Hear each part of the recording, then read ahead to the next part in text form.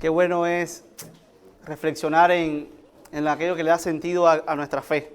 Amén. Le doy muchas gracias al Señor por permitirme una vez más poder compartir su palabra en esta mañana. Lo hago con gozo, con temor y reverencia ante el Señor. Y espero que el Señor pueda edificarnos en esta mañana. Amén.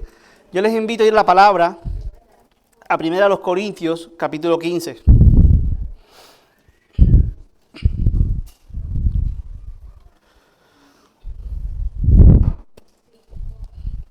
Primero a los Corintios 15.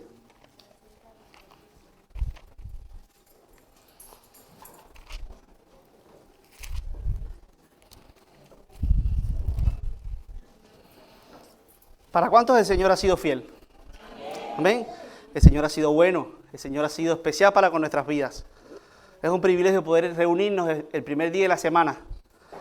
Siempre nos reunimos el primer día de la semana celebrando su resurrección de entre los muertos. Y hermanos, Cristo ha resucitado. Nuestro Señor resucitó al tercer día. Amén. Y esto es lo que le da fe y fortaleza a nuestra fe. Dice la palabra 1 Corintios capítulo 15. Además os declaro, hermanos, el evangelio que os he predicado, el cual también recibisteis, en el cual también perseveráis, por el cual asimismo retenéis la palabra que os he predicado. Sois salvos si no creíste en vano. Porque primeramente os he enseñado lo que asimismo recibí, que Cristo murió por nuestros pecados, conforme a las Escrituras, y que fue sepultado, y que resucitó al tercer día, conforme a las Escrituras. Oremos, hermanos. Señor, en esta mañana te damos muchas gracias, porque tú has sido fiel. Gracias te damos, Padre, porque si hoy estamos aquí reunidos, es porque tú, Señor, te entregaste en la cruz por nosotros, y resucitaste al tercer día, Señor. Gracias porque tu amor, Señor, nos ha alcanzado. Gracias por tu fidelidad. Gracias por tu bondad para con nuestras vidas. Gracias porque un día viniste y te revelaste a nosotros y nos mostraste tu amor por nosotros derramado en ese acto de obediencia para traer salvación a nuestras vidas, Señor. Gracias una vez más. Permite que en esta mañana tu palabra sea expuesta con fidelidad. Que tu iglesia reciba, Señor, ese mensaje que fortalezca los corazones de cada uno de nosotros y que podamos salir de aquí motivados a vivir conforme a tu voluntad, Señor. Que podamos hablarle a este mundo de que tú has vencido a la muerte, de que tú reinas, de que tú, Señor, estás sobre todo principado y sobre toda potestad y que tú controlas el universo y que tú un día vendrás a buscar a tu iglesia y juzgarás a aquellos que no te han seguido, Señor. En el nombre de Cristo Jesús, úsame para tu gloria y para tu honra. En el nombre de Jesús, amén. Vivimos en un mundo que odia la muerte. No desea morir. Lucha de forma incansable para evitarla. Muchas personas se esmeran teniendo estilos de vida saludables, comiendo bien, practicando ejercicios, durmiendo bien. Van a consultas de medicina estética, se reparan sus órganos. Se esfuerzan para cuidar su cuerpo terrenal, pero sin embargo la muerte es una realidad que está al acecho de toda persona. Según los datos más recientes de las Naciones Unidas, mueren 172.965 personas cada día, lo cual hace un equivalente a que mueren 2 personas cada segundo. Por otro lado, vemos un mundo que cada vez prepara más guerras. Es difícil ver noticias. Si no estás preparado, si no tienes la fe del Señor, es difícil porque casi todo el mundo está en guerra. Casi todos los continentes están en guerras. Existen cerca de 60 conflictos a nivel global que traen como resultado más muerte. Vemos otro lado del mundo donde se aprueban leyes que van en contra de la vida. Se aprueban leyes que regularizan el uso del aborto. ¿Y qué consecuencias trae el aborto? Muerte. Vemos en el mundo que hay leyes que aprueban el derecho a la eutanasia, a morir dignamente. Pero ¿cuál es el resultado de ello? Muerte. Entonces, vivimos en un mundo que está alejado de Dios. Vivimos en un mundo decadente. Vivimos en un mundo que está autodestruyéndose a sí mismo. Esta semana estamos recordando el evento que vino a resolver el problema de la muerte. La obra perfecta de Cristo, el cual ha venido a rescatar a la humanidad de las cosas nocivas de su pecado. Ha venido a dar salvación, vida plena, gozo eterno y a liberarnos de la esclavitud del pecado, del temor a la muerte, y vino a vencer al diablo. Jesucristo vino a darle cumplimiento a las profecías del Antiguo Testamento. Nació de una virgen en Belén. Vivió una vida perfecta acorde a los mandamientos del Antiguo Testamento. Hizo milagros poderosos. Se opuso a las leyes de la naturaleza, caminó sobre el mar. Se opuso a la falsa religiosidad de los fariseos. Predicó el evangelio del reino de los cielos. Pero su mayor obra, su propósito fundamental fue venir para ser sacrificado por los pecados del mundo. Pero la historia no terminó ahí. La historia no terminó aquel viernes en la tarde, cuando Cristo entregó su alma y dijo, consumado es. La historia no termina ahí. La historia continuó. Y el tercer día, posterior a su muerte, Jesucristo resucitó de entre los muertos. Jesucristo venció a la muerte, amados hermanos. Jesucristo venció a Satanás. Jesucristo dio cumplimiento a aquella profecía que estaba en Génesis capítulo 3, versículo 15, donde producto del pecado trajo consigo la muerte o la separación entre el hombre y Dios, pero Dios dio una promesa que es la que se cumple en la persona de Jesucristo. La serpiente que reflejaba a Satanás, al oponente de Dios y al oponente del pueblo de Dios, iba a darle en el calcañar a Jesús, a la simiente de la mujer.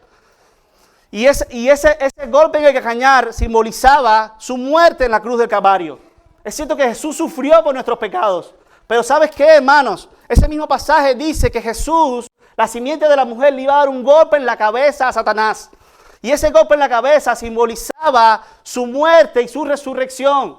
Porque a través de este evento maravilloso, Jesucristo iba a proveer salvación al mundo. Jesucristo iba a venir a resolver el problema de la muerte que tanto temor nos trae. Entonces, amada iglesia, la resurrección del Señor Jesucristo es el acontecimiento más importante de la historia humana. Pablo lo expresa en este mismo capítulo, en el verso 17. Si Cristo no resucitó, vuestra fe es vana, aún estáis en vuestros pecados. Sin resurrección no hay cristianismo. Sin resurrección somos un club social, un club religioso más. Somos una religión más si no hay resurrección entre los muertos. Es por eso que es importante predicar este evangelio. La iglesia siempre ha entendido la importancia de la resurrección. A lo largo de su historia se ha reunido el domingo conmemorando este evento. Cuando Dios resucitó a Jesús entre los muertos, afirmó que Él efectivamente había llevado nuestros pecados sobre su cuerpo en la cruz y que por tanto satisfizo toda la justicia divina. Cuando Cristo murió en la cruz del Calvario, Él estaba cargando con tus pecados y con los míos, porque Él vivió una vida perfecta, una vida justa y recta ante Dios. Pero Él vino a ser ese cordero que se requería para ser sacrificado en el Antiguo Testamento. Él venía a morir, a derramar su sangre perfecta para cuya sangre pudiera redimirnos a todos nosotros. Su sangre aplaca la ira divina sobre nosotros. Es como un manto que Dios pasa sobre nosotros para que el juicio divino no caiga sobre nosotros. Entonces, por medio de su muerte, Él nos propició el medio para recibir vida eterna. Y la resurrección es la muestra de que Dios aceptó esa ofrenda, ese sacrificio de forma perfecta para darnos vida eterna y vida en abundancia. El pastor, el pasado domingo, nos recordó su entrada triunfal en Jerusalén en un pollino, dando cumplimiento a la profecía. Cristo vino a establecer su reino eterno en nuestros corazones.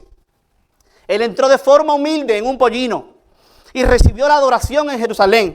Pero en 5 días los mismos que le adoraban, Hosana, Hosana, Hosana, gritaron, crucifíquenle.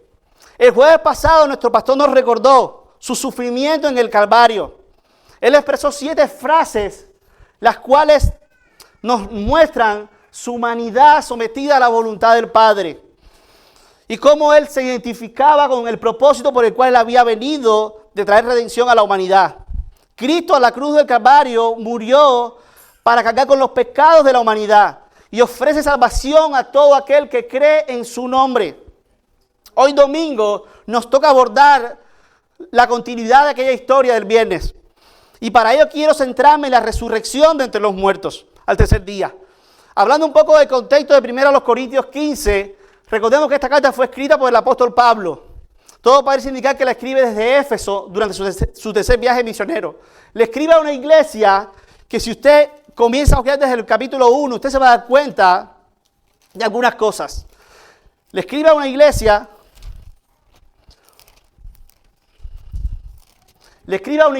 que no era una iglesia perfecta. Era una iglesia que estaba asentada en un lugar que era considerado por aquel tiempo como un lugar de inmoralidad y depravación sin precedentes. La ciudad de Corintios era una ciudad totalmente entregada a la depravación sexual, a la depravación moral. Era una iglesia que tenía muchos problemas. Dentro de los problemas que tenía un problema con la división. Habían algunos que decían, yo soy de Apolo, yo soy de Pedro, yo soy de Pablo. Y Pablo les dice, ¿acaso Apolo murió por ustedes? ¿Acaso yo morí por ustedes? ¿Acaso Pedro murió por ustedes? El único que ha muerto por cada uno de nosotros, por la iglesia universal, es Jesucristo. Y toda la iglesia tiene que estar unida en Él. Otro problema que tenía era la inmoralidad perversa de la sexualidad. Había casos de inmoralidad en la iglesia. Y Pablo reprende a aquellos que estaban viviendo en inmoralidad. Otro problema que había con respecto al matrimonio. No tenían las bases claras con respecto a qué enseñaba Dios en el Antiguo Testamento y cuál era la voluntad para el matrimonio. Otro problema que había era con respecto a la libertad. Algunos decían que no podían comer carne sacrificada a los ídolos y Pablo establece las pautas que debe tener la iglesia con respecto a la libertad que tenemos en Cristo. Otro gran problema que había es respecto a la adoración de la iglesia. Usaban los dones espirituales como quiera, había un reguero espiritual. Querían todos hablar en lengua, querían todos hacer dones que llamaran la atención a la gente. Y Pablo estructura cómo debían ser usados los dones espirituales para edificación de la iglesia. Y capítulo 15, que es el que nos toca a nosotros hoy, que yo solamente voy a dar una estructura breve, nos recuerda en esta iglesia se había infiltrado una enseñanza errática acerca de la resurrección. Les estaban diciendo a los hermanos de que no había resurrección de entre los muertos. Ellos no negaban la resurrección de Cristo. Ellos estaban seguros de que Cristo había resucitado porque eso era algo innegable en el primer siglo. Porque Jesucristo estuvo 40 días enseñando a sus discípulos y se le presentó a más de 300 personas, por lo cual su resurrección era algo innegable en aquel tiempo. Pero se había infiltrado una herejía dentro de la iglesia que enseñaba que no había resurrección. Vive como tú quieras, vive como tú desees, y al final todos vamos a ir al mismo lugar. Hoy así hay algunas corrientes que predican eso, que enseñan de que todos vamos a ser aniquilados. No te esfuerces en la vida, no vale la pena vivir en santidad, no vale la pena vivir en obediencia. Y Pablo escribe este capítulo, que es el más largo de la carta, para darnos a nosotros una fuerte confianza y seguridad de que en Jesucristo hay esperanza eterna, amada iglesia. Así como Cristo resucitó de entre los muertos, tú y yo resucitaremos junto a Él. Amén. Amada iglesia, Cristo ha resucitado, Cristo ha vencido a la muerte. Cristo golpeó en la cabeza a la serpiente. Cristo ha roto el velo que nos permite acceder al lugar santo. Cristo ha derribado el muro de separación entre judíos y gentiles. Cristo nos da vida y vida en abundancia. Él es el pan de vida, Él es la resurrección y la vida. Él es el camino, la verdad y la vida. Pero en esta mañana yo quiero centrarme en la importancia que tiene para nuestras vidas la resurrección de Cristo. ¿Qué importancia tiene para nosotros hoy que Cristo haya resucitado? Y yo quiero compartir con ustedes 3 verdades que denotan la importancia de la resurrección de Cristo. La primera importancia es que la resurrección del Señor garantiza nuestra salvación. Hermanos, vamos conmigo a Romanos capítulo 4. Romanos 4, del 23 al 25.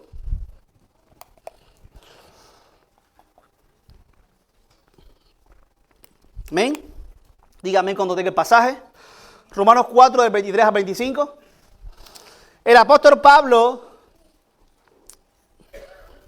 en esta carta, se esfuerza en explicar con detalle minucioso el Evangelio. Ese es su propósito, como lo deja Carlos en Romanos 1:16, porque no me avergüenzo del Evangelio, porque es poder de Dios para salvación. Y él explica en estos 16 capítulos, él explica el Evangelio a cabalidad. Y en el capítulo 4 nos está relacionando a Abraham, el héroe de la fe, nos está diciendo que Abraham fue justificado por medio de la fe. Abraham no fue justificado por medio de las obras. Amén. Entonces él quiere dejar claro de que la justificación no viene por guardar la ley. La justificación del creyente siempre, a lo largo de toda la historia redentora, ha sido por medio de la fe en Dios, hermanos. Entonces, en el capítulo 4, verso 23, escucha lo que dice. Y no solamente con respecto a él se escribió que le fue contada su fe por justicia, sino también con respecto a nosotros, a quienes ha de ser contada. Esto es a los que creemos en el que le levantó de los muertos a Jesús, Señor nuestro, el cual fue entregado por nuestras transgresiones y resucitado para nuestra justificación. Jesucristo fue entregado por nuestro pecado. Nosotros hemos transgredido la ley de Dios. Eso es lo que significa pecado. Pecado es transgredir la ley de Dios. Nosotros hemos transgredido esa ley y por ello Cristo murió por nosotros. Pero Él resucitó para nuestra justificación. La resurrección de Cristo asegura nuestra justificación, amada iglesia. La salvación nuestra no depende de nosotros. No, nunca ha sido del hombre la dependencia. La salvación depende de Dios. Y por medio de Jesucristo se encarnó, murió y resucitó. Y eso es la garantía de nuestra justificación. ¿Qué significa justificación? Justificación es declarar inocente a alguien. Nosotros éramos culpables ante Dios por medio de la muerte y la resurrección en Él, por medio de la fe en su muerte y resurrección. Tú y yo somos declarados inocentes ante Dios. Y Dios nos mira como si nosotros hubiésemos vivido la vida perfecta y santa que Cristo vivió. En esta carta el apóstol está explicando que Abraham fue justificado por la fe y su fe le fue contada por justicia. Al resucitar a Cristo, Dios el Padre, en efecto, está diciendo que aprobaba la obra de Cristo de sufrimiento y de muerte por nuestros pecados, que su tarea estaba consumada y que ya no había ninguna necesidad de que Cristo permaneciera muerto. Entonces, amada iglesia, la resurrección de Cristo garantiza nuestra justificación. Segundo, vamos a 1 de Pedro capítulo 1, para que usted vea cómo ahora el apóstol Pedro conecta la resurrección con nuestro nuevo nacimiento. Son eventos que ocurren durante la conversión. 1 de Pedro 1:3, ¿qué nos dice el apóstol Pedro? 1 de Pedro capítulo 1, verso 3. El apóstol Pedro le está escribiendo a una iglesia que está exiliada, que está expatriada, que no está viviendo los mejores momentos de su vida. Yo sé que en esta mañana hay aquí alguna gente que no está viviendo los mejores momentos de su vida. En esta mañana hay personas en este lugar que están lejos de Dios, que están apartados del Señor, que están expatriados, que están fuera de la comunión con el Señor. Estos cristianos no estaban alejados del Señor, pero sí estaban fuera del territorio de Israel.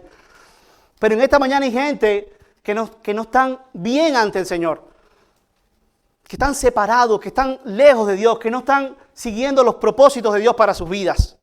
Y escucha lo que dice Pedro, capítulo 1, verso 3.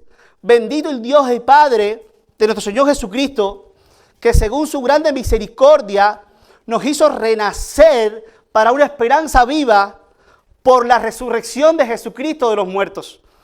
Amada iglesia, aquí Pedro conecta la resurrección con el renacer para una nueva vida. Pedro conecta la resurrección de nuestro Señor con el nuevo nacimiento del creyente. Y Pablo en Efesios capítulo 1, del 17 al 20, nos lo explica algo de forma similar. Pablo nos dice, Efesios 1 del 17 al 20, nos dice que el mismo poder que operó en Jesucristo para resucitarle entre los muertos es el mismo poder que opera en nosotros para darnos vida eterna, para darnos vida nueva, vida renovada.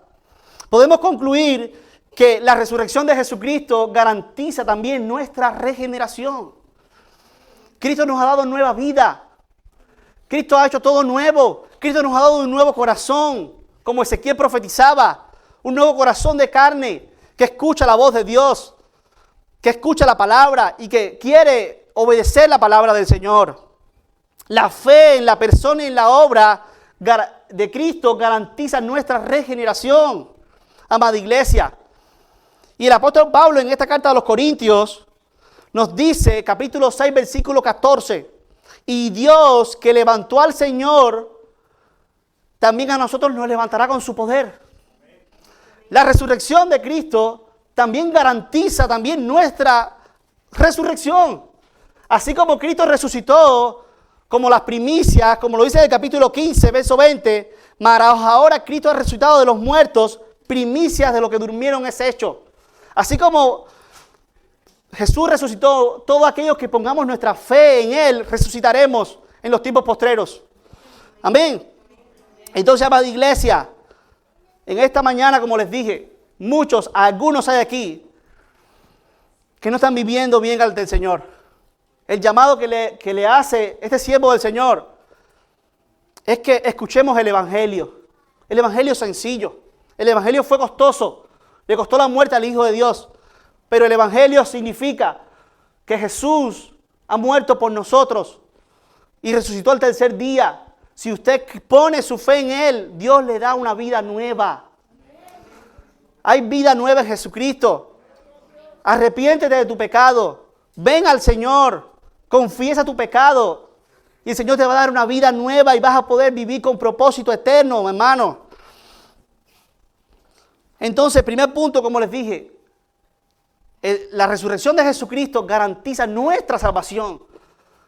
Asegura que nuestra salvación no es algo que dependa de nosotros, sino de nuestro Señor, de su obra perfecta y de nuestra fe en esa obra perfecta, porque garantiza nuestra justificación, nuestra regeneración y nuestra resurrección futura. Segundo punto, la resurrección de Cristo orienta nuestra atención. Como seres humanos tenemos la tendencia a poner nuestra mirada en las cosas terrenales. Tendemos a poner nuestra vista en lo que nos está pasando a diario. Es normal. Pasamos por muchos problemas, pasamos por muchas adversidades. Experimentamos necesidades de todo tipo, físicas, espirituales, económicas, de salud.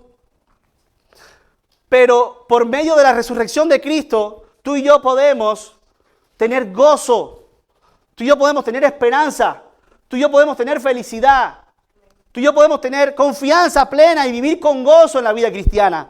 ¿Sabes por qué? Porque si tú pones tu mente en Jesucristo, Él te va a orientar hacia mirarlo, hacia las cosas eternas. Él va a orientar tu fe hacia aquello que tiene valor eterno en la vida. La resurrección de Cristo orienta nuestra atención en Él, en la esperanza que Él nos ha dado, en la seguridad que hay, que cuando partamos de esta tierra, tú y yo viviremos por siempre junto a Él. Amén. Colosenses 3, del 1 al 4. ¿Cómo dice el pasaje? Búsquelo ahí en la palabra y subráyelo, por favor.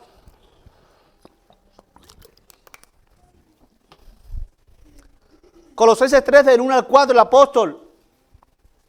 el apóstol llevaba en su cuerpo los azotes del cristianismo. Estaba preso cuando escribe esta carta.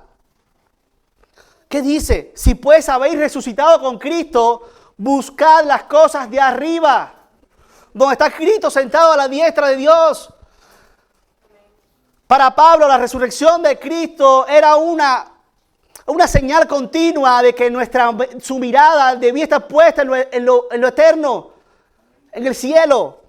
Y eso para él le daba gozo y le daba paz y le daba todo el fruto del Espíritu.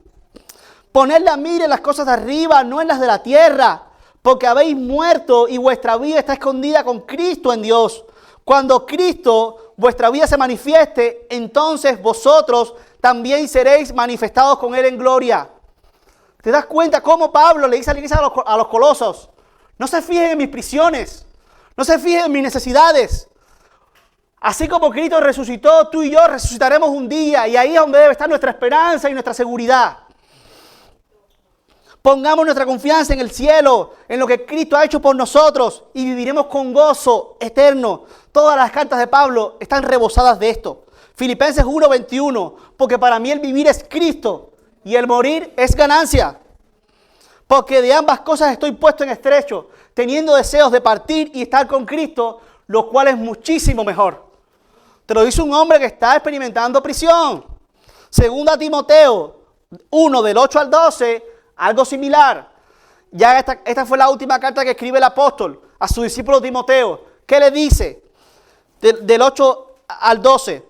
Por tanto, joven Timoteo, que estás pastoreando la iglesia de Éfeso, no te avergüences de dar testimonio de nuestro Señor, ni de mí, preso suyo, sino participa de las aflicciones por el evangelio según el poder de Dios, quien nos salvó y llamó con llamamiento santo, no conforme a nuestras obras, sino según el propósito suyo y la gracia que nos fue dada en Cristo Jesús antes de los tiempos de los siglos, pero que ahora ha sido manifestada por la aparición de nuestro Señor Salvador Jesucristo, el cual quitó la muerte y sacó a luz la vida y la inmortalidad por el evangelio.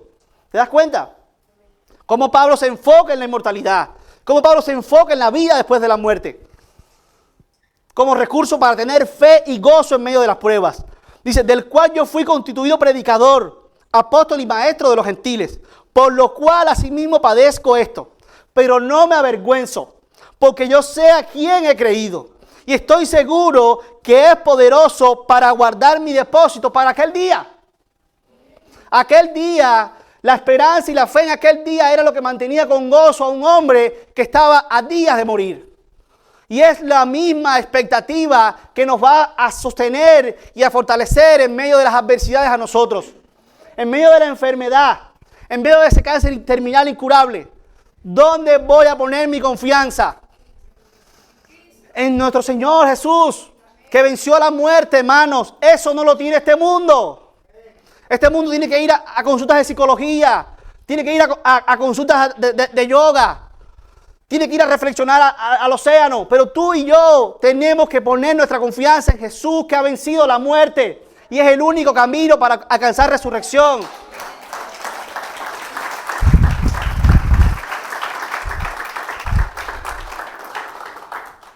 Para vivir una vida cristiana victoriosa necesitamos morir a las ambiciones terrenales, materiales, perecederas y enfocar nuestra meta en lo eterno. Iglesia, ¿dónde estamos poniendo nuestra mirada? ¿A dónde estamos mirando? Yo recuerdo cuando yo daba clases de conducción con mi profesora, ella me decía, Carlito, no miras al coche que tienes delante, porque hay un coche en doble fila que después tienes que eso. Pon tu mirada en lo que está más allá. Yo creo que decía una mirada diáfana. Tienes que tener una mirada amplia de toda la circulación. Amada iglesia, no pongas tu mirada solamente en lo que tienes adelante. Pon tu mirada en lo eterno, en lo grandioso que nos espera. Pongamos nuestra mirada en lo eterno, en lo grande que Dios tiene preparado para sus hijos, y viviremos la vida con gozo, con felicidad, con paz, con mansedumbre. Vivamos la vida cristiana con expectativa del futuro, con alegría, porque hay victoria en Jesucristo. Tercera verdad y última. La resurrección de Cristo motiva nuestra santificación. Amados hermanos, la obra perfecta de Cristo debe motivarnos a vivir en santidad, viviendo en obediencia fiel a su palabra. Este mismo pasaje de 1 Corintios, capítulo 15, versículo 58, después de que Pablo da toda una declaración contundente de la resurrección, de la realidad de la resurrección en nosotros y la resurrección de Jesús, escucha cómo termina. Dice, así que, cuando tú ves un así que, cuidado, es como un resumen, es una conclusión, es como decir, por tanto, teniendo en cuenta todo lo que he dicho, de que hay vida eterna, hermanos. Esto no puede haber duda en nuestros corazones. Hermanos míos amados, estad firmes y constantes. ¿Qué significa esto? Estar firmes en el Señor. Estar constante significa vivir continuamente en obediencia al Señor. creciendo en la obra del Señor siempre. Crecimiento espiritual. ¿Qué significa eso? Santificación. La vida cristiana no solamente es acepté a Jesucristo y sigo mi vida como sea. No es eso. La vida cristiana es acepto a Jesucristo, pero a partir de ese momento entras en un proceso de santificación progresiva, a lo cual cada día más tú vas a ir pareciéndote más al Señor Jesucristo. Entonces, la resurrección de Cristo nos debe motivar a crecer en la obra del Señor siempre, sabiendo que vuestro trabajo en el Señor no es en vano. Todo lo que tú haces en esta tierra no es en vano. Dios te va a dar recompensas eternas, gloriosas. Dios va a juzgar nuestras vidas. Dios va a juzgar nuestras actitudes, nuestras decisiones.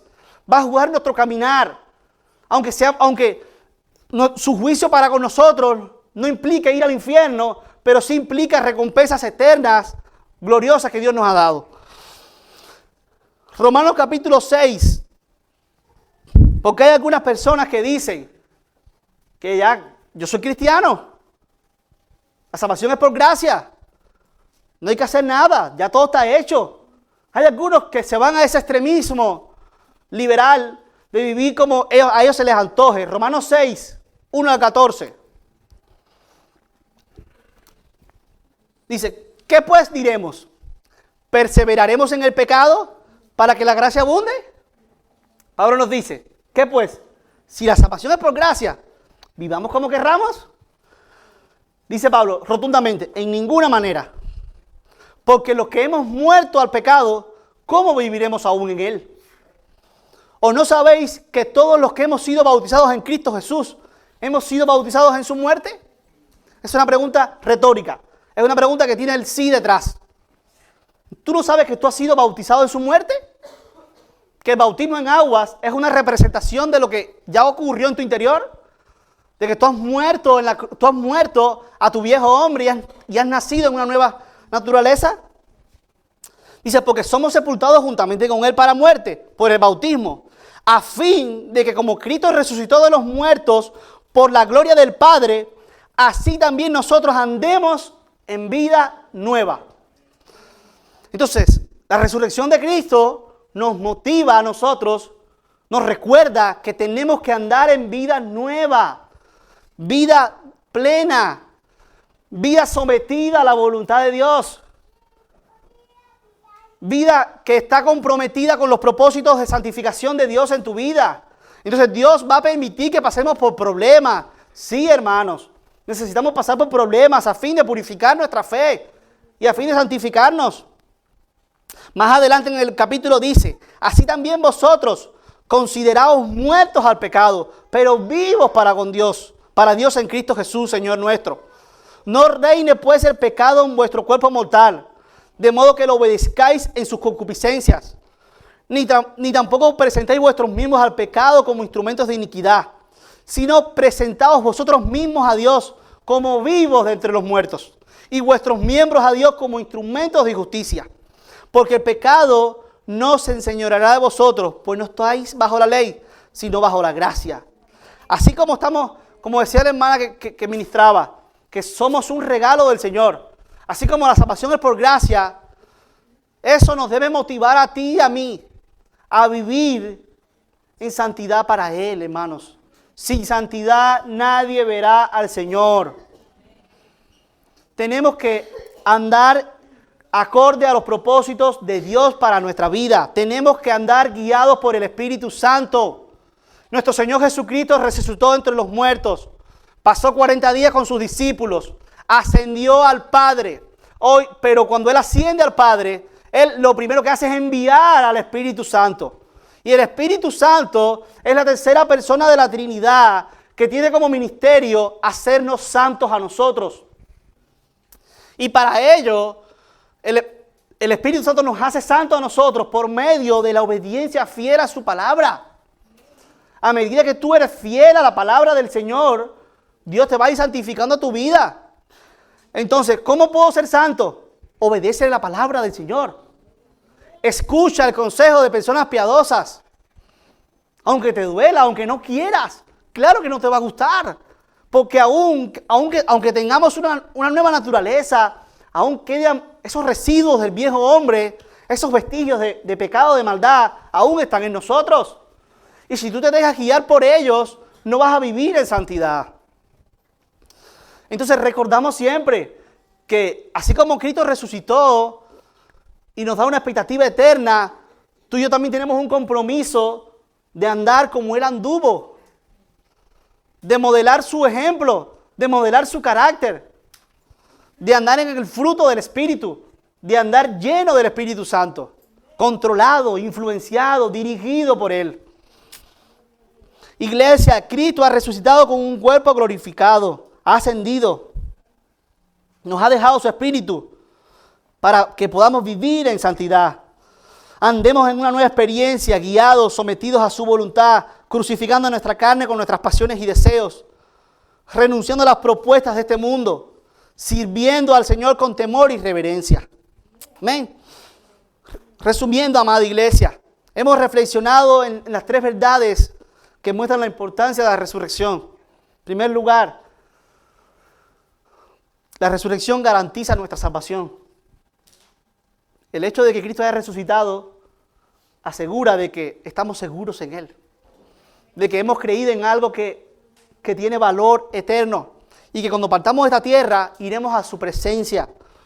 La salvación no depende de nosotros, sino depende de Él completamente. La resurrección orienta nuestra atención hacia lo celestial y en tercer lugar motiva nuestra santificación. Nos motiva a vivir en obediencia. Resumiendo, el mensaje cristiano es que Jesucristo resucitó de la tumba en un cuerpo glorificado y físico y que los creyentes un día resucitarán con un cuerpo como el cuerpo glorificado del Señor. La muerte no es el fin de la existencia humana. La muerte es simplemente la puerta de entrada a la eternidad, a través del cual todos debemos pasar. Todo el mundo vivirá para siempre, totalmente consciente en espíritu y cuerpo, ya sea en gozo eterno o en sufrimiento eterno. Habrá una resurrección para vida y una resurrección para juicio. La resurrección para vida que viene por medio de la resurrección de Cristo es y ha sido la esperanza del pueblo de Dios a lo largo de toda la historia. Que nosotros, hermanos, podamos decir, como Pablo dijo en 1 Corintios 15, 55 al 58. Vamos ahí para terminar este tiempo. 1 Corintios 15, del 55 al 58. Que nosotros podamos, ante la luz de la muerte, ante la llegada de la muerte, nosotros podamos tener esta expectativa en nuestros corazones. Una vez estuve en un taller y salió la pregunta, ¿qué harías segundos antes de la muerte? Y todo el mundo decía, yo voy a ir a un rincón, me pongo a llorar, me despido de mis seres queridos. Y todo el mundo lo decía así. Todo el mundo decía, yo lloro, otro yo voy y me pongo a reflexionar en todo lo que he hecho bueno, lo que he hecho malo. Yo dije, y cuando me tocó a mí, yo dije, hermanos, yo sé que esa es la respuesta natural, física, racional de toda persona, pero nosotros somos creyentes. Nosotros somos diferentes. Nosotros tenemos una esperanza que no la tiene nadie. Y es que tenemos vida en abundancia y vida eterna después de la muerte. Tenemos esperanza de que vamos a volver a vivir.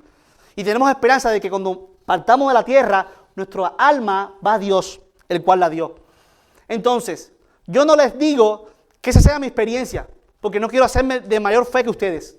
Pero lo que sí les digo, cuál debe ser nuestra expectativa ante la muerte.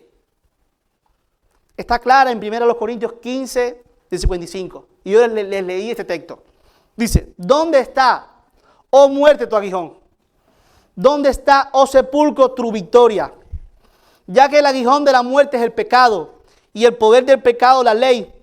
Mas gracias sean dadas a Dios, que nos da la victoria por medio de nuestro Señor Jesucristo. Esa tiene que ser nuestra expectativa de vida ante la muerte. Cuando a tu mente venga ese pensamiento de muerte, de que vas a dejar de respirar, tú tienes que expresar con fe esta palabra. ¿Dónde está, oh muerte, tu aguijón? ¿Dónde está, oh sepulcro, tu victoria? Mas le damos gracias al Señor de que nos ha dado la victoria por medio de nuestro Señor Jesucristo. Y teniendo en cuenta que